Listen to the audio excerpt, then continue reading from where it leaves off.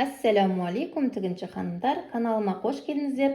Бүгін видеода осындай екі жақты панаманың тігілу жолын көрсететін боламын. Бұл өте жеңіл және әдемі, екі жағымен киіледі. Енді бізге екі өлшем қажет болады. Ол бас айналымы және биіктік. Маңдайдан желкеге дейінгі биіктік керек болады. Бас айналымы мен жағдайымда 48, биіктік 33 см, оны екіге бөлгенде 16,5 см. Және резинка қажет болады. Резинкамыз біздің бас айналымынан аламыз 2 см-ді 46 см. Осы екі өлшем арқылы біз панама тігетін боламыз. Мен осындай 50-50 см екі матамды алдым, қиып алдым. Қазір осының біреуімен жұмыс жасайтын боламын. Енді центрін табамыз. Ол үшін матамызды төртке бүктейміз.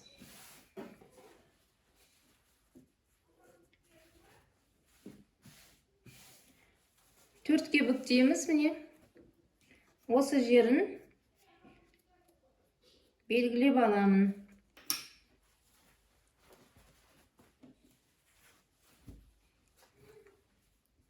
Міне центрі. Манағы өлшеміміз бар ғой, 16,5. Сол өлшемді осы жерге шеңбер сызамыз.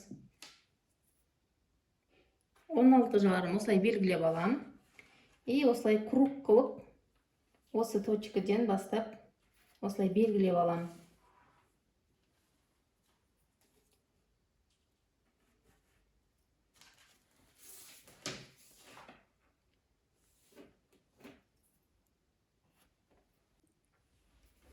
Енді 1 см тағы да айналдыра белгілеп сызып аламыз. Бұл бізге резинкаға керек болады.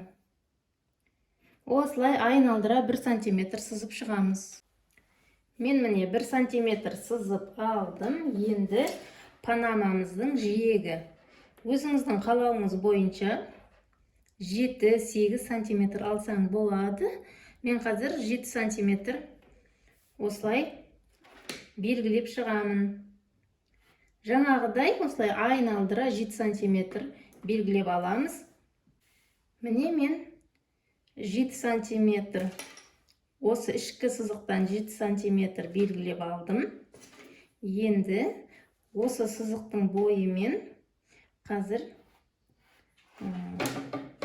айналдыра қиып алатын боламын осы сызықтан.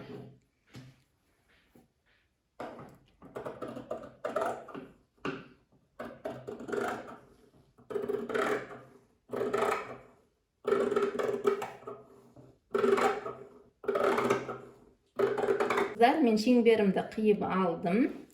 Оң жағында міне сызық іздері бар. Енді осы шеңберімізді мына матамызға да түсіреміз. Тура осылай беттестіріп, шетінен бастап қазір осылай қиып алатын боламын. Міне қыздар, мен бірдей қылып екі матамды да қиып алдым. Енді оң беті мен оң бетін бір-біріне беттестіреміз де. Осылай бір-біріне беттестіріп аламыз да. Шетінен 0,5 см тігіс жүргіземіз. Осылай айналдырып. Және бір 10 см-дей тікпей осылай қалдырып кетеміз. Айналдыра тігіп алдым және кішкене тікпей қалдырып кеттім осы жерін. Енді шеттерінен осылай насычка береміз. Абайлап, кішкене қайшымен тіліп шығамыз осылай.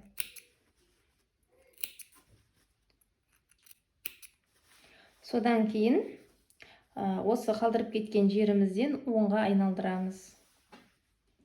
Мінекей, утюгке басып алдым.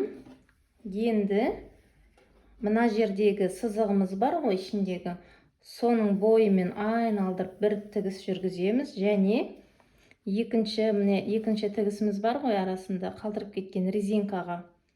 Соның бойымен екінші тігісті жүргіземіз.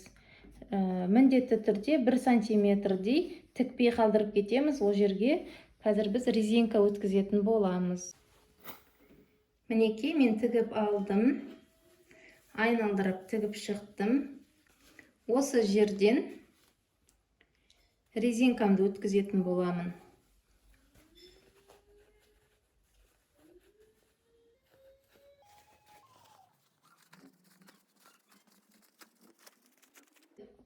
Резинканы екеуін қосып тігіп аламын.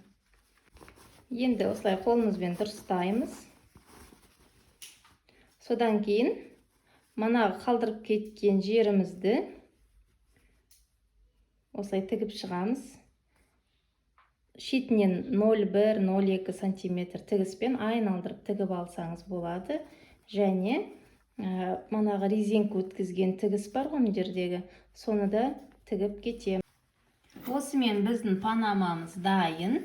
Өте әдемі. Осылай екі жағымен киюге болады.